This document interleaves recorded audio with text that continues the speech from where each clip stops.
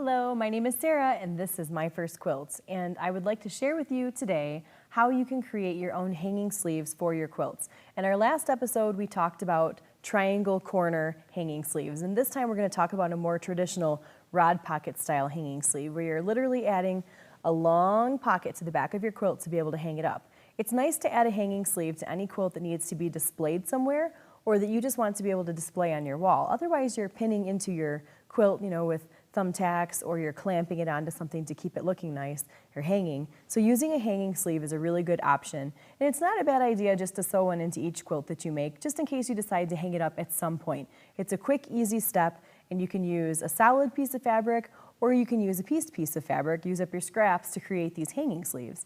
Now there are a lot of different ways that you can create one, but I'll show you how you can do it to Quilt Show specifications so it becomes the right size and it's got a little bit of extra padding in it to account for the size of the rod that it hangs on. So before we start, I want to show you a few quilts with hanging sleeves on them. So here we have a pieced hanging sleeve.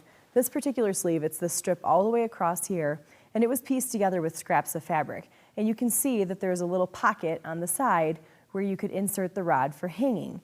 Now this is a very flat hanging sleeve, so if you had a real thick rod, you would find that your sleeve is going to, or your quilt is going to kind of buckle over that rod. There's not enough slack in there to account for a real thick piece of wood or pipe to hold that quilt up. So again, if you're working with a real small piece that is going to be hanging the quilt, a flat rod or a flat pocket like this would be fine, but if it's a real thick rod, it's going to just kind of roll over your quilt a little bit. Now, you've got a lot of different ways you can attach. That one was actually glued on with fabric glue, which, it lasts pretty well. The fabric glues actually do a pretty nice job. This particular hanging sleeve is on a beautiful silk quilt, and it's hand stitched in place. You can see that it's whip stitched in place. Here we have a hanging sleeve of the exact same fabric as the backing, and the stripes are even facing in the exact same direction, so it's nearly invisible. The hanging sleeve is right here, and it was stitched at the top into the binding. That's another option. You can always stitch your hanging sleeve into the binding at the top edge, and then just run a straight row of stitching or a hand stitch to stitch down the bottom edge of your hanging sleeve. And then again, you've got that little pocket that the rod or the wood dowel would go into when you hang the quilt. Now this one here is stitched in the manner that I'm going to show you, where you've got a little bit of extra slack. See how it's a little puffy on the back side of the quilt? That is to account for a thicker rod. And if you've got a really big, heavy quilt, that's what you need. You need a bigger piece of wood to hang it from, and you need that little rod pocket that's got some extra slack to it. And that's exactly what I'll show you how to make. The final one here that I want to show you before we start sewing has some funny stitching on it.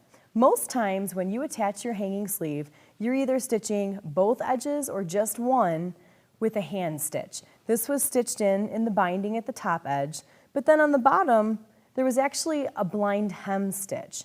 So you've got a stitch on most sewing machines that's generally used for hemming slacks. And the way that that stitch is created is it kind of does 3 straight stitches and then takes a bite, and 3 straight stitches and takes a bite. And that little bite is all that you see on the inside of your fabric, and it makes for a very invisible stitch. So if you are really resistant to hand stitching anything on a quilt, you can always use a blind hem stitch, but you would attach it with the blind hem before you attach the second side into the binding. And then when I look at the front of the quilt, I can see, because I looked earlier really hard, that there's one tiny little stitch where that blind hem stitch bit into the main portion of the quilt to attach the hanging sleeve. So it's nearly invisible, and if you use the exact same thread color or even a monofilament thread, you really can make it look invisible. So again, you would just use your blind hem stitch to attach the bottom side and then sew the top edge of your hanging sleeve into the binding.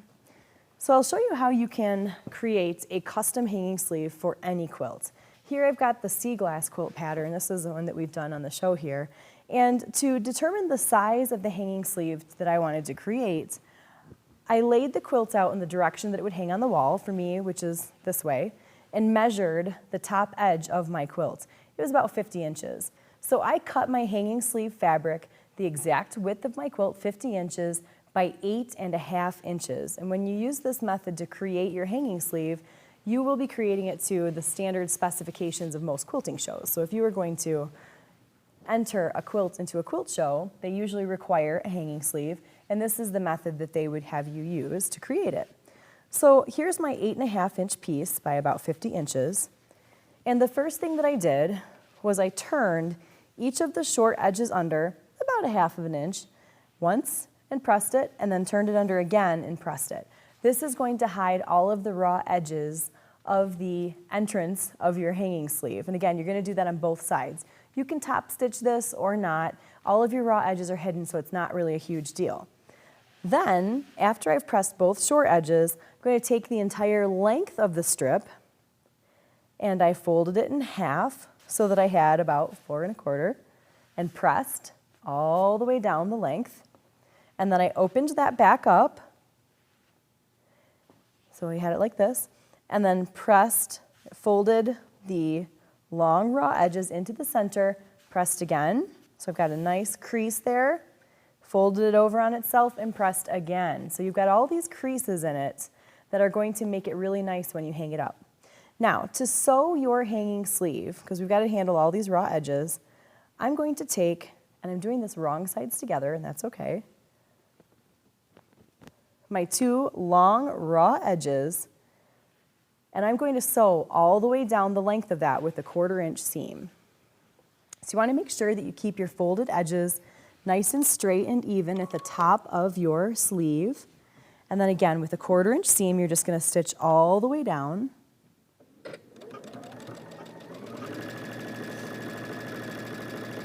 It's a great way to use up some extra border strips or extra fabric from your quilt back.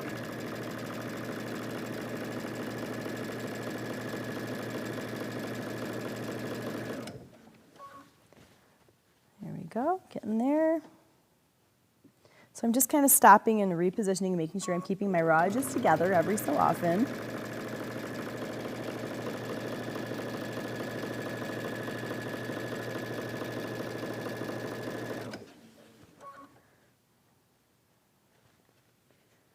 Go, almost done.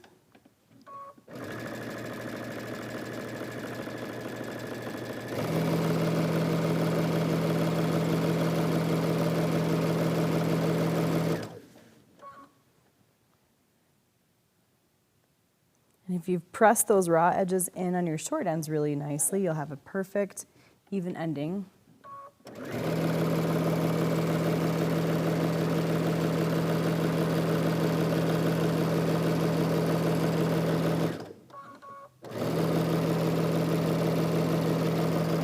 Okay, there we go. So now that I've stitched all the way down my hanging sleeve, I'm going to center that seam in the center of the sleeve, just like this. So now, because I took up about 1/2 of an inch of the fabric by creating that hanging sleeve, I've created that little bit of excess fabric that I mentioned that you need to accommodate the thickness of a rod or whatever piece of wood or pole that you have hanging in yours. Now you can go through and press your seam allowance open if you want. That'll keep it nice and flat. Or you could press just to one side. Once you have done that, you want to take your finished quilt and put it so that you've got the top edge of your quilt facing up here. And remember, we cut the hanging sleeve to exactly the same width as the quilt itself, and that accounts for the seam allowance that when we turned under the short edges.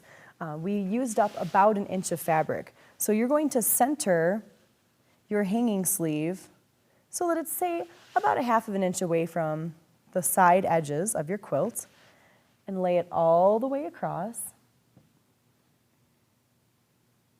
so that it's nice and perfectly centered across the quilt and even across the top edge. About 1 inch down is a good rule of thumb. Now, as I'm placing this, I've got this little extra lip of fabric, and again, that was taken up by our seam allowance when we stitched that long raw edge. Make sure everything's nice and flat, and once you've got it in place, you're going to pin it and then just give it a nice quick little hand stitch to secure it to the back of the quilt. Again, I've used a matching fabric from the backing of my quilt, so I can't really see it. And now, when I'm ready to display the quilt, I've got the perfect and precise looking, very neat finished hanging sleeve to be able to hang my quilt and display it anywhere in my house and not have to worry about the quilt buckling over whatever rod I'm hanging it on. So adding a hanging sleeve to any project is quick and easy. Just follow these couple of simple steps and you'll be able to display all of your beautiful quilts as well. Thanks for watching. This episode of My First Quilt has been brought to you by Baby Lock, for the love of sewing, OmniGrid, providing quilters with specialty rulers and accessories for over 30 years. Furniture provided by Koala, fine sewing furniture custom built for you.